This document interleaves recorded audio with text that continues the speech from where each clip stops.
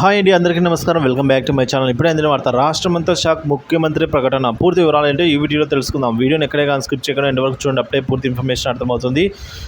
వీడియోకి అయితే ఒక లైక్ చేయండి ఫ్రెండ్స్. వీడియోలోకి అయితే వెళ్ళిపోదాము.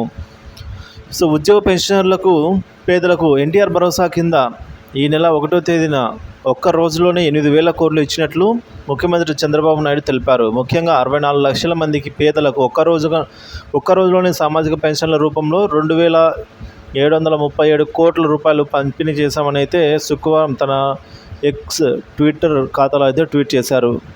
ఈ కార్యక్రమంలో భాగస్వాములైన ప్రభుత్వ ఉద్యోగులు, అధికారులందరికీ మనస్ఫూర్తిగా అభినందనలు తెలుపుతున్నామంటూ, అలాగే ఉద్యోగులు ప్రభుత్వంలో భాగం, ప్రజలు ఏం మంచి చేయాలన్నా వారే కీలకం, అలాంటి వర్గానికి కూడా 1వ తేదీన జీతాలు అందజేశాము. పదవీ విరమణ చేసిన ఉద్యోగులకు కూడా పెన్షన్ కల్పించాము. ఆర్థిక ఇబ్బందులు, ఇతర సమస్యలు అనేక ఉన్న ఉద్యోగుల జీతాలు, పెన్షన్ల కోసం అయితే 5,300 కోట్లు విడుదల చేసి మొదటి తేదీనే వారికి దక్కేలా ఏర్పాటు చేశామన్నారు. రాష్ట్ర పునర్నిర్మాణంలో ఉద్యోగులు, అధికారుల పాత్ర కీలకమన్నారు.